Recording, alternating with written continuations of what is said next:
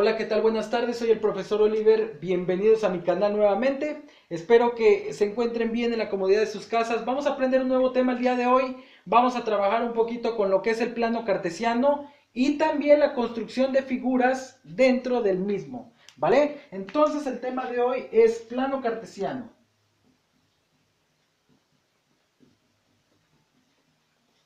Como todos sabemos, el plano cartesiano es un sistema de dos ejes, ¿vale? Dos ejes, uno horizontal y uno vertical. El eje horizontal se denomina eje X o eje de las abscisas, ¿de acuerdo? Mientras que el eje vertical es el eje Y o también se le conoce como eje de las ordenadas, ¿vale? Ahora, una vez que formamos, ¿verdad?, el plano cartesiano con esos dos ejes, el punto de cruce de esos dos ejes se le conoce como origen, ¿vale? Como origen, y las cuatro regiones que se forman se llaman cuadrantes. Los cuadrantes están numerados romanamente, es decir, utilizando números romanos, comenzando con la parte superior derecha. Por lo tanto, tendríamos el cuadrante 1, el cuadrante 2, el cuadrante 3 y el cuadrante 4, ¿vale? Entonces son cuatro cuadrantes los que componen el plano cartesiano.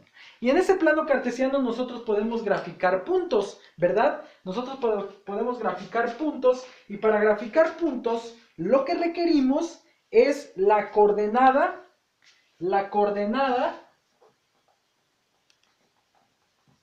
de ese punto que nosotros tenemos que graficar. Recuerden que una coordenada tiene que tener un valor en X y un valor en Y para entonces yo poderla ubicar en el plano cartesiano. En ese orden, primero X y luego Y, ¿de acuerdo? Ahora, esos valores de X y de Y pues pueden ser números enteros, pueden ser números positivos, pueden ser números negativos, pueden ser números decimales, ¿de acuerdo?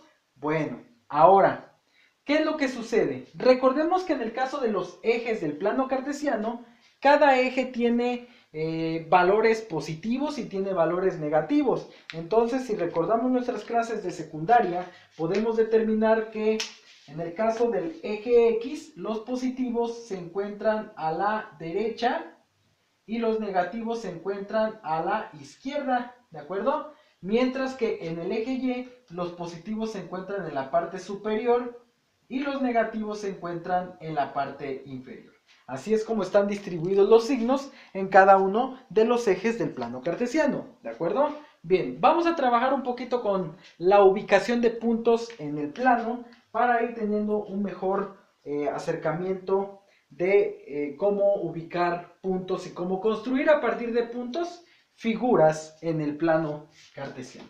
Bueno, entonces una vez que ya tenemos identificados los elementos de este plano o de cualquier plano cartesiano, en este caso son dos dimensiones, X y Y nada más. Existen planos en tres dimensiones, pero no vamos a trabajar con ellos en este momento, no es nuestro campo de aplicación. Ahora, tenemos entonces el plano cartesiano de esta manera, ¿de acuerdo? Tenemos el eje X y el eje Y. Tenemos marcas o divisiones en cada uno de los ejes, ¿de acuerdo? Aquí tenemos números positivos, 1, 2, 3, 4, 5, 6, 7 y demás. Y del lado izquierdo los negativos, menos 1, menos 2, menos 3, menos 4, menos 5, menos 6, etc. En el eje Y, los positivos, como ya lo vimos, se encuentran en la parte de arriba. 1, 2, 3, 4, 5, 6, 7, etc. Y en la parte de abajo estarían los negativos, ¿de acuerdo? Menos 1, menos 2, menos 3, menos 4, menos 5, menos 6, menos 7, etcétera, ¿vale? Para yo ubicar un punto en el plano cartesiano, tenemos que hacer una especie de caminito, ¿verdad? Voy a poner un ejemplo porque los ejemplos es la manera más práctica de poder aprender todo esto. Imaginemos que queremos ubicar el punto A, que tiene coordenada 3,2, ¿de acuerdo? Este es el punto A con coordenada 3,2. El primer valor, que es el 3, es el valor de X y el siguiente valor es el valor de Y. Por lo tanto, en este ejemplo, Y vale 2 y X vale 3, ¿vale? Un punto siempre se representa o generalmente se representa con una letra mayúscula. En este caso es la letra A. Vamos a ubicar ese punto en nuestro plano cartesiano. Siempre que vamos a ubicar un punto, partimos del origen del plano cartesiano. Ya sabemos que el origen se encuentra aquí, en el centro del plano cartesiano. A partir de ahí, nosotros empezamos a hacer movimientos, primero en X, si los hay, y luego movimientos en Y. ¿Y por qué digo si los hay? Porque a veces en la coordenada vienen valores de 0, y entonces cuando hay valores de 0, como ahorita vamos a ver a continuación, probablemente no haya movimientos en X o no haya movimientos en Y. Lo vamos a ir viendo en los siguientes ejemplos. Tenemos entonces el punto A, 3,2. Me sitúo en el origen del plano cartesiano y primero me voy a mover 3 unidades positivas en X. Por lo tanto, si estoy en el centro y me voy a mover 3 unidades positivas en X, me voy a mover hacia la derecha, porque en la derecha están los positivos. Si aquí fuera menos 3, entonces mi movimiento sería hacia la izquierda. Y después, ya que me moví en el eje X, ahora me voy a mover en el eje Y, ¿de acuerdo? En el eje Y a partir de donde me haya quedado. Ojo, primero me muevo en X 3 posiciones. Estoy en el centro, me muevo 3 posiciones. 1, 2 y 3. Me quedé aquí. Y a partir de ahí me muevo 2 posiciones en Y. En este caso el 2, como es positivo, iría el movimiento hacia arriba, ¿de acuerdo? Porque hacia arriba están los positivos. Si aquí fuera menos 2, entonces el movimiento sería hacia abajo, pero no. Retomando, X vale 3, entonces me muevo 1, 2, 3 posiciones y a partir de ahí me muevo 2 posiciones en Y. Y entonces ahí está marcado mi punto A, que tiene como coordenadas 3,2. ¿De acuerdo? Así de fácil se ubican puntos en el plano cartesiano. Voy a poner otro ejemplo. El punto B, que tiene coordenadas menos 4, menos 5. ¿Vale? Primer valor es X, segundo valor es Y. Me posiciono en el centro del plano y me muevo primero 4 posiciones negativas en X. Es decir, mi movimiento en este momento sería hacia la izquierda. ¿De acuerdo? Estoy en el centro y me muevo 1, 2, 3, 4 veces negativas en X. Y a partir de ahí me movería hacia abajo porque los negativos de Y están hacia abajo. ¿Cuántas posiciones? 5 posiciones. Entonces, este punto B tendría su ubicación aproximadamente en esa posición. ¿De acuerdo? ¿Ven qué fácil es? Lo importante es llevar la práctica, el orden de las ubicaciones para que no tengan ningún inconveniente a la hora de trazar los puntos en el plano cartesiano. ¿Qué pasaría, por ejemplo, si tuviera el punto C con coordenada 1 medio, menos 3 quintos? Cuando tienen una coordenada con fracciones, no se espanten. Lo único que tienen que hacer es transformar estas fracciones a formato decimal y entonces a partir de ahí ya pueden hacer la ubicación de los puntos. ¿Cómo se transforma una fracción a decimal? Simplemente dividiendo los números, ¿verdad? En este caso, si yo divido 1 entre 2, ¿verdad? Toca 0. Punto decimal, bajo un 0, toca 5, sobra 0. 1 entre 2 es 0.5, entonces lo escribo aquí, 0.5, coma, y menos 3 quintos, divido 3 entre 5, toca 0, pongo un punto, 0, 6, 0, ¿de acuerdo? 3 entre 5 me da 0.6, pero es negativo, entonces me quedaría la coordenada como está a continuación. Punto C, coordenada 0.5, 0.5, menos 0.6, ¿de acuerdo? Y entonces ya puedo graficar perfectamente esa coordenada en mi plano cartesiano, ¿vale? Estoy en el centro, me muevo 0.5 a la derecha, porque primero es el valor de X y es positivo, 0.5, es decir, no llego al 1, sino a la mitad, 0.5 y luego menos 0.6, que sería hacia abajo. Aquí, como estamos utilizando decimales, obviamente es una ubicación aproximada, ¿verdad? Pero ahí estaría más o menos el punto C, en la coordenada 0.5, menos 0.6. ¿vale? Entonces así de fácil podemos ir graficando cada una de las coordenadas. Con esos puntos muchas veces nosotros podemos formar figuras, ¿verdad? Podemos formar figuras y cuando eso sucede, generalmente, no pasa en todos los casos, pero generalmente se unen los puntos de manera alfabética. Es decir, el A con el B con el C con el D y así sucesivamente. Si es una figura cerrada la que estamos dibujando, entonces el último punto se va a unir con el primer punto. Es decir, el de la última letra del abecedario se uniría con el de la primera letra del abecedario, en ese estricto orden alfabético, ¿vale? Bueno, una vez que ya tenemos perfectamente claro la ubicación de puntos, vamos a seguir avanzando, seguir explicando. Fíjense bien, ¿qué pasa, por ejemplo, si quiero trazar el punto 0,6? ¿Vale? El punto 0,6. Si yo observo me posiciono en el centro, el primer número que me aparece es el 0. ¿Y en qué letra? En la X, ¿verdad? X vale 0 y Y valdría 6. ¿Qué es lo que pasa? Si yo estoy en el centro, me doy cuenta que tengo que moverme 0 veces en X. ¿Eso qué significa? Que no me voy a mover en el eje X, ¿de acuerdo? No me voy a mover en el eje X cuando el valor de X sea 0. Solamente me voy a mover en el valor de Y, positivo, es decir, hacia arriba. ¿Cuántas posiciones? 6 posiciones. Entonces estaba yo en el centro, me muevo 6 posiciones hacia arriba y ahí entonces tengo el punto D, ¿vale? En este caso, como X vale 0, no hago ningún movimiento en X, simplemente lo hago en Y. ¿Qué pasa cuando tengo otro punto? E menos 4,0. Ahora lo que sucede es que primero la X vale menos 4. Si estoy en el centro, sí me voy a mover en X 4 posiciones negativas, pero no me voy a mover en Y. Una vez que me moví en X 4 posiciones negativas, ahí me quedo.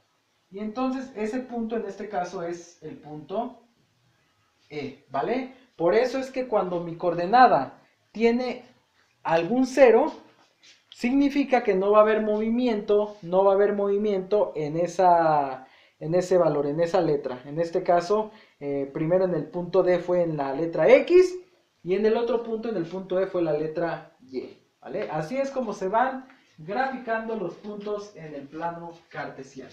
Ahora bien, vamos entonces a resolver un ejemplo. Vamos a dibujar una figura. Vamos a dibujar un triángulo, ¿sale? Vamos a dibujar un triángulo. Sabemos que el triángulo tiene 3 lados, tiene 3 esquinas, o sea, tiene 3 vértices. Entonces les voy a dar la coordenada de los 3 vértices para dibujar el triángulo aquí, ¿sale? Ahí está. Entonces voy a ir borrando esta parte que no vamos a ocupar, ¿verdad? Voy a dejar mi plano cartesiano ahí, porque ese sí lo vamos a usar. Y bueno, vamos a borrar esto de aquí, ¿sale? Entonces, vamos a dibujar una figura. En este caso estamos hablando, como ya les comenté, del triángulo, ¿de acuerdo? El triángulo. Bueno, ahí está. Fíjense bien. Voy a dibujar el siguiente triángulo. ¿Sale? Plano cartesiano, graficar,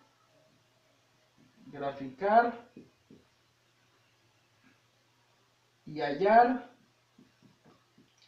el área del triángulo formado por los vértices. Recuerden que los vértices son las esquinas del triángulo, ¿sale? Punto A, menos 5,2, punto B, 2, menos 6 y punto C, 6,4. Ahí está. Entonces me dan la coordenada de 3 puntos que formarían mi triángulo, ¿de acuerdo? De 3 puntos que formarían mi triángulo. Y bueno, a partir de ahí entonces, ¿verdad? A partir de ahí voy a marcar estos 3 puntos en el plano cartesiano. El punto A es menos 5,2, menos 5 en X, 2 en Y, aproximadamente aquí. Luego tengo el punto B que es 2, menos 6, 2 en X y menos 6 en Y. sería más o menos aquí. Y el punto C, 6,4, 6 en X y 4 en Y. Ahí está. Básicamente y aproximadamente esas son las coordenadas de los tres puntos. Si los uno alfabéticamente, uniría el punto A con el B, el punto B con el C, y para formar el triángulo tendré que unir el punto A con el C. O el C con el A, como lo quieran ver, ¿vale?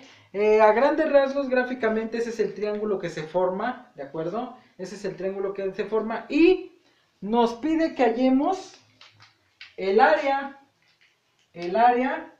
del triángulo. Nosotros sabemos desde la primaria que el área de un triángulo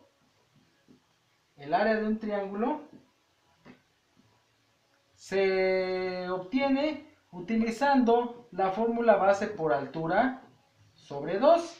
Desde mucho tiempo nos han explicado eso, que multiplicando base por altura y dividido entre 2, eso me va a dar el valor del área de mi triángulo. Pero aquí tenemos un pequeño problema. ¿Cuál es el problema que tenemos, profesor? El problema que tenemos es que si bien a lo mejor aquí podemos definir una base, ¿verdad? Si aquí podemos definir una base, la altura no es tan sencilla de obtener, ¿de acuerdo? La altura no es tan sencilla de obtener, ¿de acuerdo? Entonces vamos a ver qué es lo que podemos hacer. Fíjense cómo se resuelve este problema. Tengo los puntos que son las coordenadas de los vértices de mi triángulo, ¿de acuerdo? Yo necesito primero saber cuál es la medida de cada uno de los lados de ese triángulo. Obviamente, si yo tengo un plano cartesiano en mi cuaderno bien trazado, con una hoja milimétrica que le brinda mayor precisión al trazo, y tomo una regla y me pongo a medir las líneas, entonces probablemente tenga la medida aproximada de los lados de ese triángulo, ¿vale? Y digo aproximada porque la precisión va a depender de lo perfecto que hayan trazado su triángulo en su gráfico. Pero aquí, más que precisión, requerimos exactitud. Por lo tanto, entonces tenemos que buscar otra manera de encontrar esas distancias de cada uno de los lados de mi triángulo. Y bueno, entonces vamos a recurrir a una fórmula que se llama distancia entre dos puntos, ¿de acuerdo? La fórmula se llama distancia entre dos puntos. Vamos a anotar aquí, distancia entre dos puntos, ¿de acuerdo? La distancia entre dos puntos. ¿Cómo se usa esa fórmula? La fórmula de distancia es igual a la raíz cuadrada de y2 menos y1 al cuadrado más x2 menos x1 al cuadrado. Esa es la fórmula para calcular la distancia entre dos puntos. Oiga, profesor, ¿y cómo se utiliza esa fórmula? Bueno, para utilizar esta fórmula se utilizan, como su nombre lo indica, dos puntos. Obviamente yo aquí en mi problema, en mi triángulo, tengo 3 puntos. Entonces para eso tienen que observar su triángulo en el plano cartesiano y ver cuál es la pareja de puntos que forman un lado del triángulo. Aquí, por ejemplo, este lado se forma con el punto A y el punto B. Entonces utilizaría el punto A y el punto B en esta fórmula para encontrar la medida de este lado. Después volvería a utilizar esta fórmula, pero ahora con el punto B y C para encontrar la medida de este lado. Y finalmente con este lado usaría las coordenadas del punto A y del punto C. Es decir, se usan los puntos por parejas, ¿de acuerdo? Una pareja a la vez para que entonces podamos resolver nuestro ejercicio, ¿vale? Entonces voy a comenzar obteniendo la distancia, obteniendo la distancia del punto A al punto B, para saber cuánto mide este lado del triángulo, ¿vale? Entonces, distancia del punto A al punto B. Así es como matemáticamente se representa o se escribe la distancia del punto A al punto B. Y entonces, como voy a utilizar el punto A y el punto B, aquí en algún espacio anoto las coordenadas de estos dos puntos. El punto A tiene coordenada menos 5,2 y el punto B tiene coordenadas 2, menos 6. Ahí está, ¿de acuerdo? ¿Qué voy a hacer con esos dos puntos? Antes de utilizar la fórmula, voy a colocar la nomenclatura en cada uno de los puntos. El primer punto tiene valor x1, y1, porque es el punto 1. Y la otra coordenada tiene valores de x2 y y2, porque es el otro punto, el punto 2. Primero va x, luego va y. Primero va x, luego va y. ¿De acuerdo? Y estos valores son los que voy a sustituir aquí, en mi fórmula. Si se dan cuenta, ahí en la fórmula aparece y2, y1, x2, x1, ¿vale? Entonces voy a hacer una sustitución de valores. Uso mi fórmula, distancia es igual a la raíz cuadrada de y2 menos y1. Es una resta. y2 menos y1. Observo aquí, y2 vale menos 6. Menos y1. Pero y1 vale 2. Sería menos 2. Todo esto elevado al cuadrado porque así lo marca mi expresión. Después viene un signo más. Abro otra vez el paréntesis y luego dice x2 menos x1. x2 pues vale 2 menos x1, pero ¿qué pasa? x1 también es negativo, por lo tanto entonces aquí adelante se van a juntar dos signos negativos, uno por la fórmula y el otro por el valor de la x1, ¿sale? Todo eso va elevado al cuadrado. Y entonces pues hay que resolver las operaciones correspondientes, respetando obviamente la jerarquía de operaciones y tratando de hacer las operaciones con la mayor certeza posible. ¿De acuerdo? Bueno, vamos a ver. Distancia es igual a la raíz cuadrada, la raíz cuadrada de, y entonces quiero que observen, menos 6 menos 2 es menos 8, que va elevado al cuadrado, y más, menos por menos es más, 2 por 5 son 10 al cuadrado, ¿vale? Ahí están las operaciones realizadas. Finalmente vamos a seguir avanzando. Elevamos al cuadrado estos dos términos, me doy cuenta que distancia es igual a la raíz cuadrada, menos 8 al cuadrado es 64 y 10 al cuadrado son 100, ¿de acuerdo? Por lo tanto, la suma de estos dos números sería igual a la raíz de 164, ¿de acuerdo? Ese valor lo tenemos que tenemos que pasar a decimal para que tengamos una idea más aproximada de cuál es el valor de ese lado, ¿de acuerdo? Entonces, hay que usar 3 décimas como mínimo, 12.806. 12.806. Esa es la distancia que hay del punto A al punto B, ¿vale? Ahí está, pero obviamente mi problema no ha terminado. Necesito saber cuánto mide las otras o cuánto miden las otras distancias. La distancia del punto B al punto C y la distancia del punto C al punto A, ¿de acuerdo? Aquí lo importante, la fórmula sigue siendo la misma, lo único que van a cambiar son las coordenadas de la pareja de puntos que esté utilizando en cuestión, ¿de acuerdo? Bueno, ya está entonces la primera distancia que es 12.806, la voy a anotar por aquí, que es del punto A al punto B. 12.806. La anoto aquí porque voy a borrar esto para sacar la siguiente distancia, ¿sale? Ahí está. a borrar esto de aquí.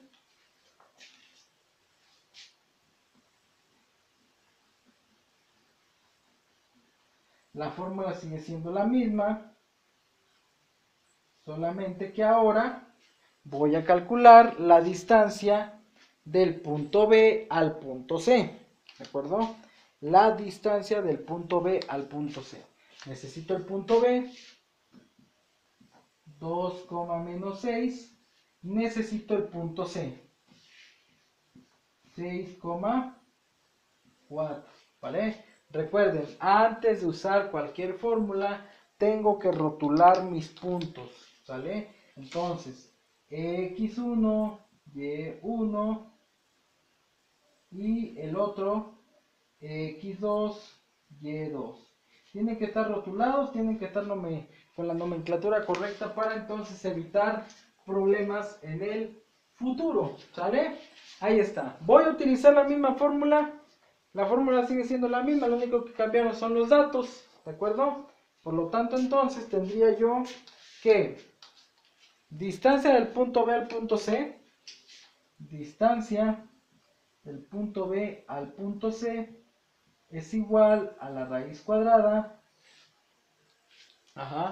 es igual a la raíz cuadrada de y2 menos y1, 4 menos 6, 4 menos 6. ¿Por qué hay dos signos negativos? Uno por la fórmula y el otro porque el valor es negativo, ¿sale? Luego tengo más, abro otro paréntesis y hago ahora la otra operación, x2 que vale 6 menos x1 que vale 2. 6 menos 2. Cierro el paréntesis, también esto se va a elevar al cuadrado porque así nos lo dicta la fórmula. ¿De acuerdo? Bueno, vamos a hacer operaciones entonces. Menos por menos es más. Entonces sería raíz cuadrada. 4 más 6 son 10. Y lo voy a elevar al cuadrado. Más 6 menos 2 da 4. Que también lo voy a elevar al cuadrado. ¿De acuerdo? Y entonces resolvemos los cuadrados que están en la parte de adentro. 10 al cuadrado son 100.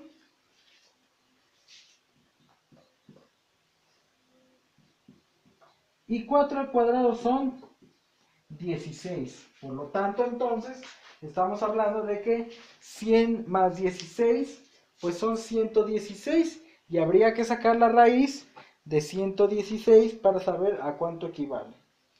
¿De acuerdo? Ahí está. Entonces tendríamos que esta distancia mide 10.770. 116, que es un aproximado a 10.770. Ahí está el resultado de esa distancia, de la distancia del punto B al punto C. Esta distancia de aquí. Entonces la vamos a anotar también para que no se les olvide, porque voy a borrar esto que tengo aquí. Entonces 10.770. ¿Vale? Ahí está. Me falta una distancia. Me falta la distancia del punto A al punto C. Entonces yo les invito que la elaboren en su casa para que vean si aprendieron algo o no. ¿De acuerdo? Yo voy a poner solamente el resultado. ¿Sale? Yo voy a poner solamente el resultado. ¿De acuerdo? Voy a poner solamente el resultado. Entonces sería y2 menos y1, y2 menos y1 más x2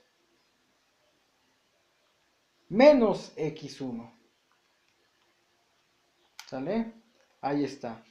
Entonces, esta es la distancia de aquí. Me falta una distancia, como ya se los dije. Entonces, a ver, voy a borrar aquí.